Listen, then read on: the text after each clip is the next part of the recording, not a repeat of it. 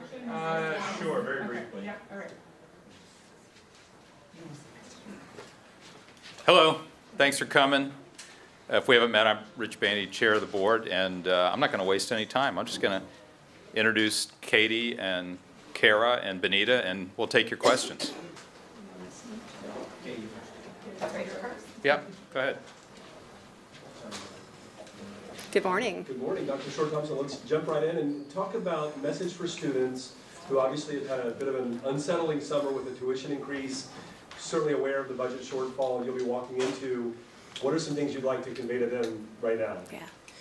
Well, I think that they can rest assured that NKU is the same amazing, affordable, high-quality education that they did anticipate and apply to be a part of, and that they can expect a president who will work with the cabinet and the faculty and staff to continue to strengthen the institution and to do all that we can to make sure that we keep their education as affordable as possible. I know how important it is for an education to be affordable in order to have more students have access to education. And I'm committed to working hard with the team to achieve that. What do you make of it, not to dominate here, but yesterday I reported on, unfortunately, a crime near UC, which we're aware of in the urban environment, but also that they had hit their $2 billion fundraising goal 9 months ahead of schedule. There's educational opportunities in this region are extensive. Do you worry sometimes that NKU sort of gets caught in the tailwind of UC and maybe not the best way, and UC dominates around here?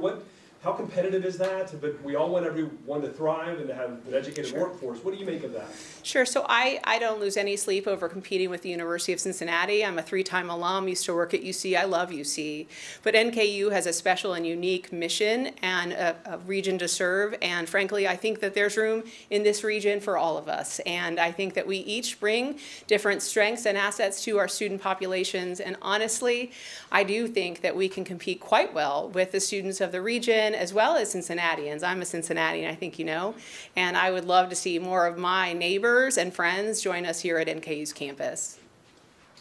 Dr. Short-Thompson, in what areas do you look at your predecessor's time here and think that you can improve and bring change in any way? So I mostly know my own leadership qualities and experience, and I'll speak more to that. I have a long track record of working closely with a high-functioning series of teams that I've led over the years, and I know finance. I've worked in higher education and worked with budgets for many, many years, and so my intimate knowledge of how a university runs and the finances that are needed to be successful, all of those expectations and qualities are met in my leadership. I will say that I want to spend a whole lot of time looking forward. I am committed to working with my team and with the great people of Northern Kentucky and Northern Kentucky University to usher in a new day, to look forward over the horizon and usher in a much healthier and far brighter future than some of the days they've experienced recently.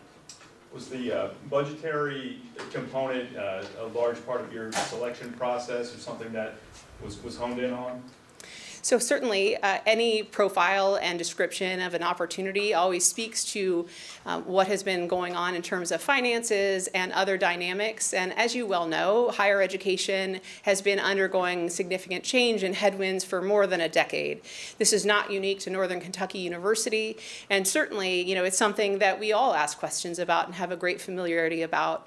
I have been living in Cincinnati for the last couple of years and have read in the papers, like the rest of you, the details of Northern Kentucky University, and yet this is just typical everywhere. I mean, everywhere you look, there are all sorts of impacts from changing demographics, a competitive marketplace and landscape, as well as the impacts of COVID. Yeah, I'm curious on that front. I was looking at Ohio data, don't know about Kentucky, and I'm a Kentucky guy, so I should know this about my home state. But enrollment across the state of Ohio down about 12% over the last handful of years. UC certainly bucking that trend, which I find very interesting. What is the status here at NKU? We're at about 15,000, I think is the number that I see. Where would you like to be? Is it declining? Is it increasing? What does that look like? Yeah, so the Commonwealth of Kentucky is actually dependent on if you're an urban and a rural environment. So there's about an 11% increase over the next few years in urban populations in Kentucky.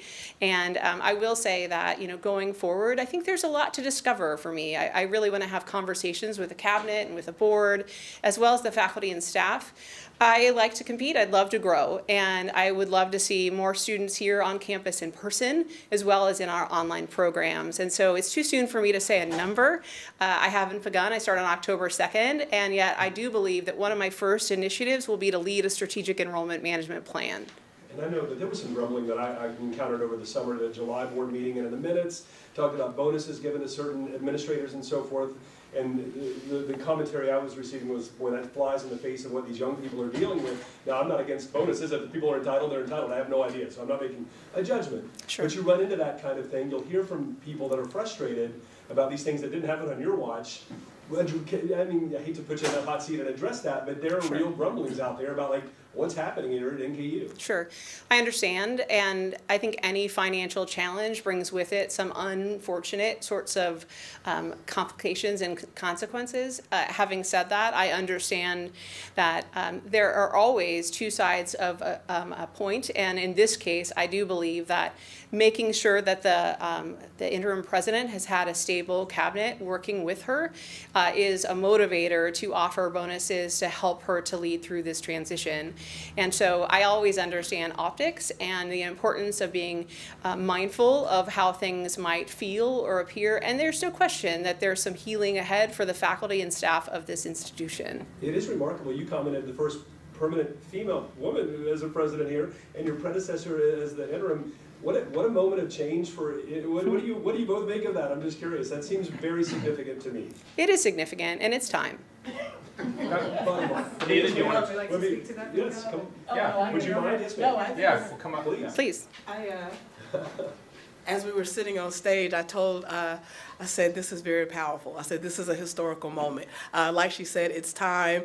We're here, we're ready to serve, and I just think it's amazing. We're excited. I mean, it speaks to, as a Kentuckian, I remember when, like, Tubby Smith went to UK and breaking barriers back in the mid-90s. There are moments, and our state is not exactly always on the cutting edge of these things. So what do you hope this says to young women, to young aspiring leaders, that, hey, we don't all look like me? Yeah, exactly. As I've been in this interim role, you are right. The females absolutely have come up to me and says, you're an inspiration. The minority students say, you make us believe that a dream is possible. So it absolutely has meant a lot to me. Again, I like serving as a role model. I like inspiring people. And it just shows if you work hard, there are opportunities that are available. I would also add that you don't even know what will come from this years from now. So there are young girls and boys across the Commonwealth right now seeing two women leading a major public institution, and there are lessons that come from that of what's possible and what they might pursue for themselves in their bright futures. Okay. And by the way, more than 60% of our students are female. Yeah. Nice, okay, thank you for that, Richard. Emily, Braden, you guys have any questions?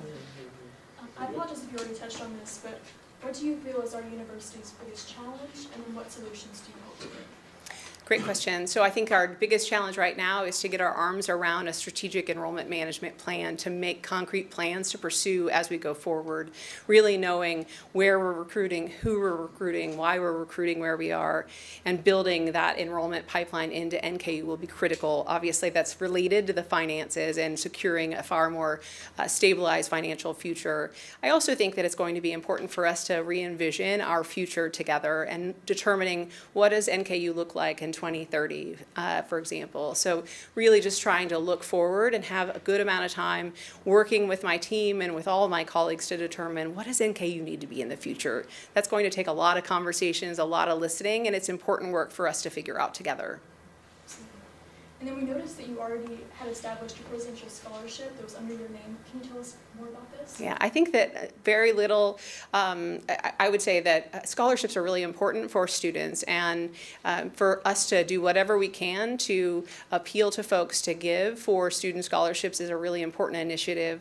When I think about the impact of either starting school or finishing school, it's oftentimes those scholarships that allow students to be successful and to graduate. And so I will tell you that over my career, my husband and I have always given to scholarship funds, and I would encourage everyone who's excited about this presidency to give. We need the funds for our students. Our students need to have the wind at their back as they approach their commencement. Haley, Zach, anyone else have a question? Thanks for your time, everybody. We appreciate it. Thank you. Sam? Yeah. I know the budget shortfall was previously at $24 million, I think. Can you give us an idea of where that stands now and maybe talk a little bit about specific strategies to try to address that? Yep. Sure. Thanks for bringing that up. Right. So we've been working through, as you know, most of the past 12 months. Really what you're looking at is reshaping the university to suit the demand and the need, and that's really what we've done. That's much stronger theme than just saying we're cutting costs. That really wouldn't be accurate. We're in pretty good shape at this point. We have a meeting this afternoon where we'll review budget and look again. But thanks to Benita and the cabinet and everybody across campus, I think we've really come close to now catching up and righting the ship after the surprises we had coming out of COVID. So not bad. We're good. We're happy. And we wanted to get a lot of this work done before the new president joins us. We owe that to her. So. Can I ask one more for Ms. Brown? You've been in this presidential role for about 8 months. What would be your advice for our new president? Oh, I have lots of advice. But I think the main one is just listening. Listen to the campus. Again, don't be held back by the past. Think about the future. Enjoy the ride. This is a great place, as she kept saying. The students are amazing. The faculty and staff are amazing. So just really lean into that, own this moment, think about the future, and just use the support around you. I think those are the words of advice I would have. And I have a question for Ms. Brown as well. So what is next for you now that NKU has a new official president? Oh, there's plenty of work to be done. Prior to this, I was the Vice President and Chief Strategy Officer. I expect I will go back to that role, maybe with an expanded portfolio. We don't know yet. We're going to meet and talk about that. But with an expanded portfolio, but still a part of this very amazing community, still helping to clear the path forward and move this institution forward and to support the students. So that's what's next. You won't get rid of me. I'm still going to be around. Could I pose a real quick question to Rich, if you don't mind? Sure. Because again, I'm always curious, like, what's next?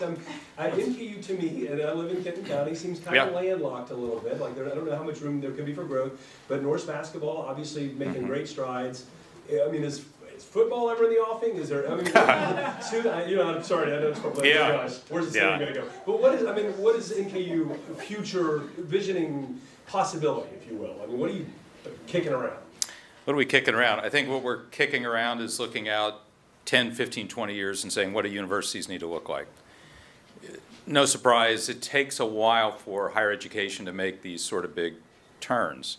And, we're in a marketplace that's changing very quickly. Opportunities are very different. And I think what you'll see under Cady's leadership is a pretty strong and dramatic reshaping of the university toward the future.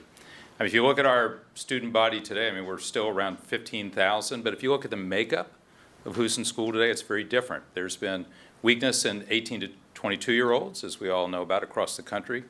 But there's very strong growth in graduate, very strong growth in online learning and hybrid learning, a combination of the two. So there are all kinds of opportunities. We just need to make sure we build the university to suit that demand and opportunity in the future. Thanks, everybody. We appreciate your time today. You guys all have my cell phone number if you have any questions. Thanks a lot. Thanks for coming. Benita, Kara, Andre, thank you.